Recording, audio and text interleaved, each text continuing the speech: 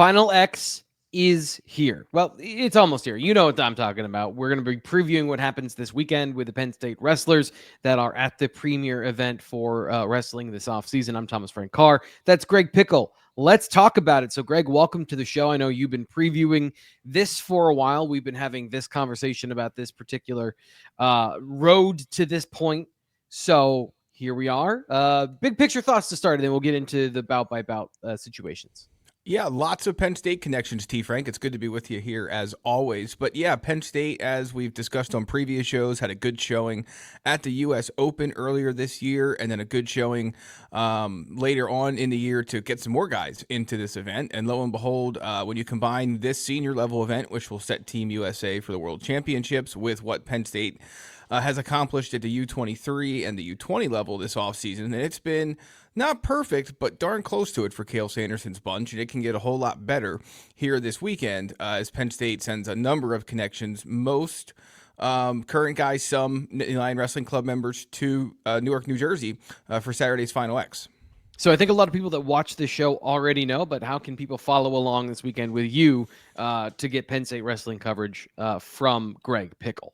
Yeah, so we'll have updates at Blue-White Illustrated throughout the day on Saturday. We're going to break down each of these sections here in just a minute, but things are going to start with the true third place matches at 12:30 p.m. Flow Wrestling streaming all this to people who subscribe to it.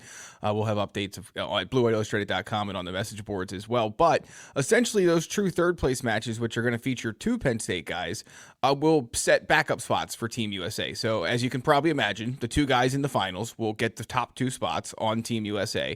But that third spot is important because you get Team USA resources by, of course, winning that third place match and being the number 3 in your particular weight class. So a big opportunity for those two guys, more one than the others. We'll talk about here in a second. But yeah, it's going to be a busy Saturday. The true third place matches are at 12:30, and then the men's and women's freestyle best of 3 series, they start at 2.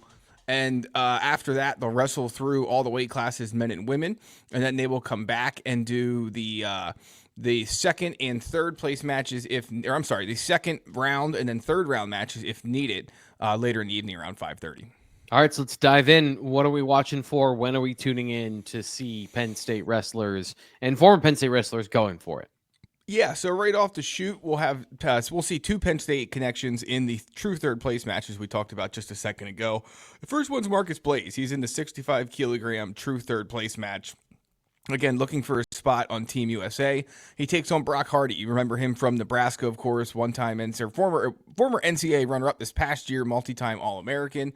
And those guys will battle it out for true third. And again, the access to Team USA resources for the remainder of the year.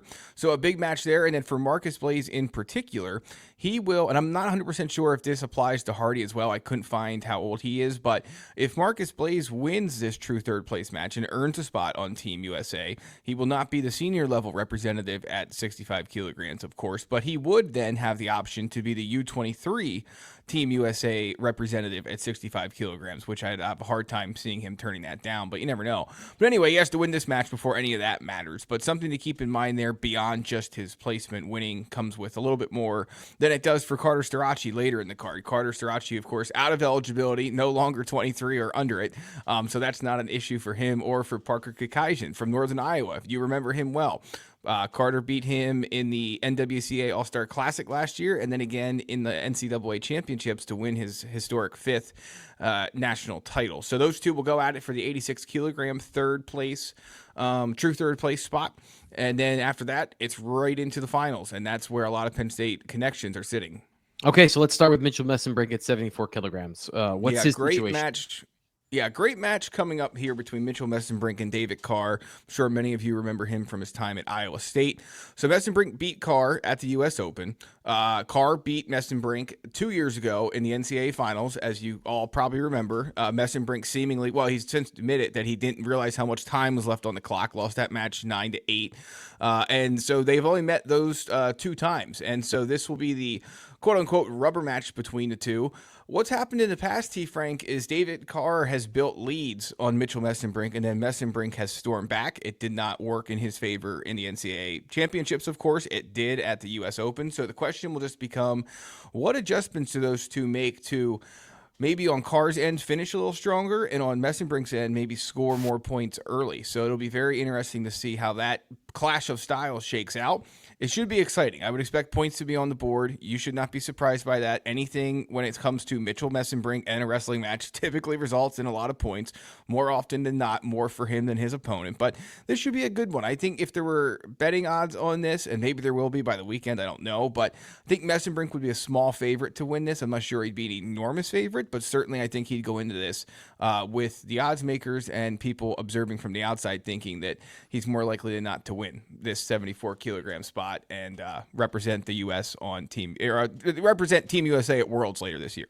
Gotcha. So then we got Levi Haynes up next. So what's going on at 79?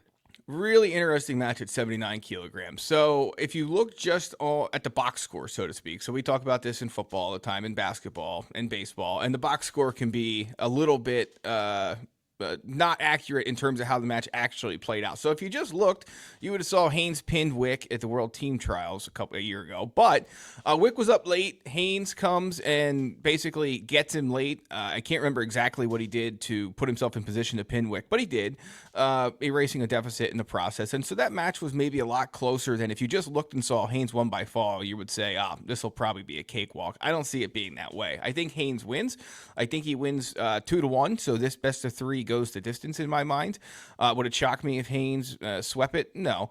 But I do think this is, of the matches on the card, and there's 9 on the men's freestyle side of things. One had to be delayed for health reasons. That's going to be held later this year. It doesn't involve any Penn State guys. But of the 9 on this card, this definitely has the chance to be one of the closer ones that we see. Like I said, I think Haynes comes out on top 2-1, but it's going to be a darn good match. Should be close.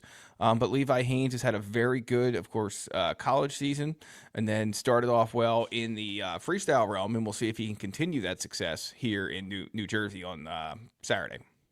Gotcha. So then we're just basically going down the roster here for Penn State wrestling. Yeah. Josh Barr up next. So tell us about his match. Yeah, so Josh Barr, of course, Penn State fans at the start of last year maybe weren't sure what his season would look like at the college level. Ended up having a fantastic year.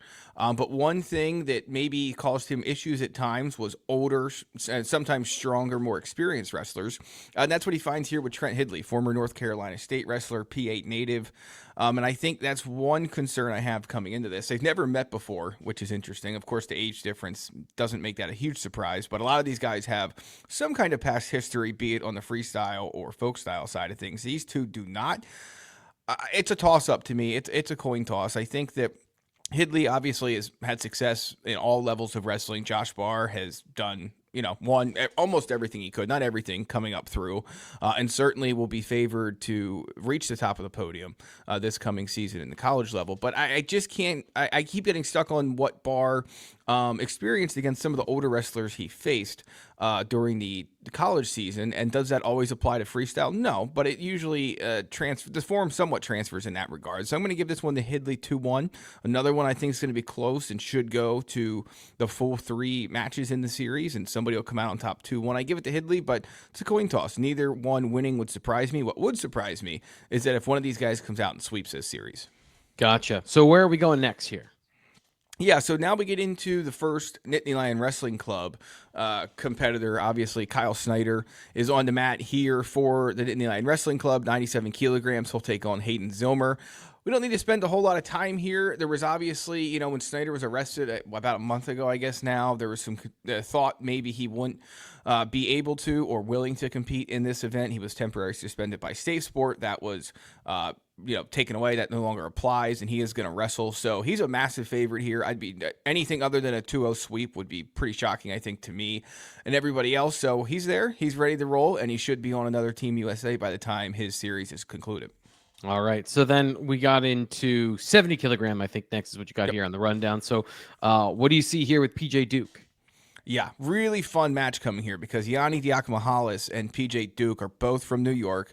They both have a lot of familiarity with each other. I believe it was in a Flow interview. Dak Mahales was talking about how he remembers PJ Duke from when Duke was coming up through the ranks and a young guy in the wrestling club. And now here we are. They're battling for a spot on the senior level Team USA, which I'm sure both were striving for at one point. I'm not sure either thought that they would match up in this particular age group this soon. But PJ Duke's a monster. I don't know how else to put it. I mean, every time the guy steps on the mat, Penn State incoming freshman, he seems to dominate. And so he's going to obviously face a pretty different style from a style perspective, from an age perspective.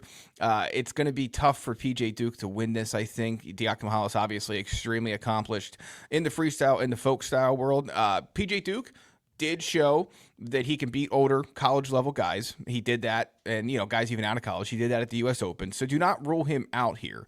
But Yianni Dak Mahales is, again, as accomplished as they come.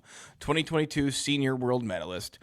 I personally would be very surprised if PJ Duke pulled it off. Not because I don't think he's talented enough, but just because I think all of the experience, the strength, the age, so on and so forth, it obviously points Yianni's way. So I don't know if it'll be a sweep. It could be, certainly.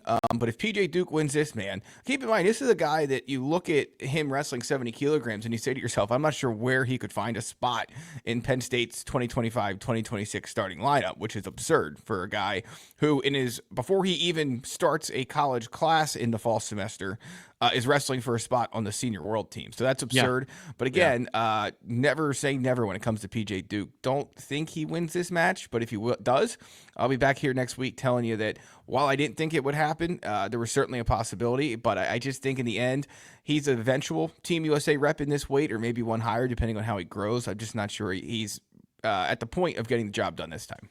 So the other young Penn State superstar who's already been on the mat for the Nittany Lions is Luke Ladall, 57 kilogram. He's got an opportunity here. Tell us more about him. Yeah, so he runs into a buzzsaw here. Everyone knows Spencer Lee from Iowa, of course. Should be a good match. Ladall, I remember talking to him in the bowels of the Wells Fargo Center after the national tournament, and he was like, look, I am ready to roll. I am excited for freestyle, and he shot into that part of the season and earned this spot at the U.S. Open. Really, really good wrestler who, again, whether it's folk style or freestyle, always seems to be able to score. And I just wonder here, Spencer Lee is one, pretty much, again, not everything, but almost everything there is to win in wrestling. Not everything, but close. And so you just wonder if the experience, again, I keep going back to the same talking points here, but you're talking about a guy who has obviously been competing at this level for a while. He's 26.